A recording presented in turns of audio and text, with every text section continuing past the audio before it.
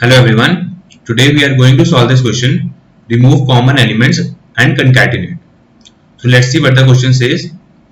Given two strings S1 and S2, modify both the strings such that all the common characters of S1 and S2 are to be removed and the uncommon characters of S1 and S2 are to be concatenated.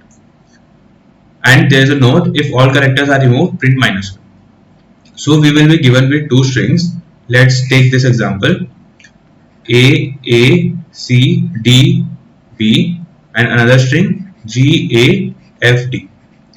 We have to modify the string such that all the common characters from S1, let's say this is S1 and this is S2, are to be removed and the uncommon characters of S1 and S2 are to be concatenated. So we have to remove the common characters of both the strings, and the characters that are left after removing the common characters are to be concatenated. So let's see, in this string we have A, okay, we also have A in this string, so we have to remove A from both the strings. So we will remove all the A's from both the strings. Then we come to C. I can see there is no C in the S2 string, okay, so we have to keep C for our answer. Then we have D. We will find if there is D in S2 string. Yes, there is D, so we cannot take D from it. Then we have B. So is there any B in the S2 string? No, there is no B. So we have to consider B for our answer. So right now we have S1 as C and B, okay, and S2 as G and F. And we have to now concatenate them. That means we have to first put the elements of S1 and then the string S2. This will be our final answer, as you can see here as well, okay. So what we have to do, we have to remove the common elements from both the strings and then we have to concatenate them. So let's take another input as well. You can see we have APCS here and CXZCA here, okay. So we have to remove duplicates. So we have A here, so we have to remove A from the other string as well. Then we have B, there is no B in S2. Then we have C, so there is C present in S2 as well, so I will remove C. Then I have S, there is no S in S2, so we are left with BS and here XZ, okay.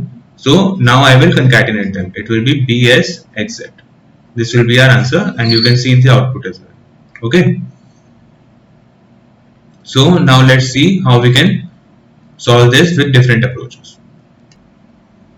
Let's consider the brute force approach to solve this question. So we have S1 string and S2 string, okay, and we will take an answer string that will contain our answer, right? So we will start from the first element of S1 and we will see if that element is present in S2 or not. So we will traverse this whole S2 string and we will see if A is present or not. When we will traverse it, first we will go to G, then A. We have found A, so we will not consider this A as our answer and we will move our pointer, right? Now we again have A. We will again traverse this S2 string and we will see if A is present or not. We will first come to G, then we will come to A. So we will find A here, right? So we don't consider this A in our answer. We will move our pointer to the next alphabet, that is C. Again same thing will happen. I will consider all elements starting from 0th index in S2 string and we will see if C is present in S2 or not. We will go to G, C is not equal to G, then I will go to A, same thing, C is not equal to A, then F, then D. We haven't found C, so C will be considered in our answer, right? Now we will come to D. We will see if D is present in S2 or not by traversing it. At the last index we will find D, so D will not be considered in our answer. And then we will go to the last element, which is B. B is not present in S2, as we can see. We will traverse this same way as we have traversed before, so B will be considered in our answer, right? Now we have C and B in our answer, right? Now what we will do, we will start traversing our S2 string and we will check if a certain alphabet is present in S1 string or not. If it is present, we will not consider it in our answer. If it is not, we will consider it in our answer. So we will start from G. We will see if G is present in S1 or not by traversing it from the first element. So A is not equal to G, G is not equal to A, then C is not equal to G, same with D, same with B. After traversing this whole string, we will find that G is not present in S1. So we have to consider G in our answer. Okay. Then we will consider another element which is A. We will again traverse this whole string and we will see if A is present or not. We will find A on the first position. So we will not consider this A in our answer. Okay. Now I will go to next element which is F. I will traverse this S1 string again and I will see if F is present in S1 string or not. So I will see if F is present in S1 string or not. It is not present. So F will be considered in our answer. Same thing will D. D will not be considered in our answer because D is present in S1 and we will find it after traversing till D. Okay. So this will be our answer and we have to just return it. Okay. So this way we can solve this question by brute force approach. So what will be the time complexity of this approach? First of all, what we did was we traverse S2 string for each element of S1. Okay. So for that our time complexity will be big O of n into m, where n is the size of the S1 string and m is the size of the S2 string. Okay.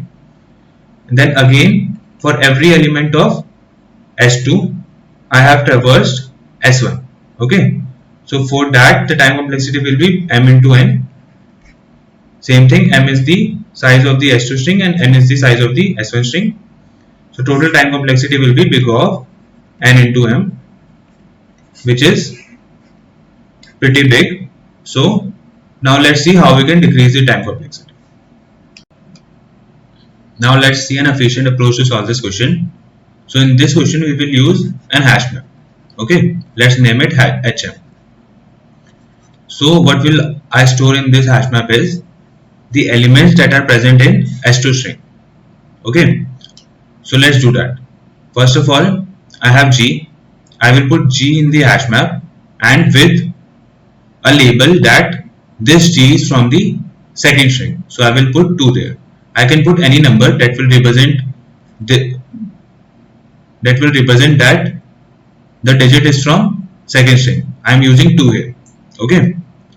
Then I will come to A. I will put A with 2. Okay.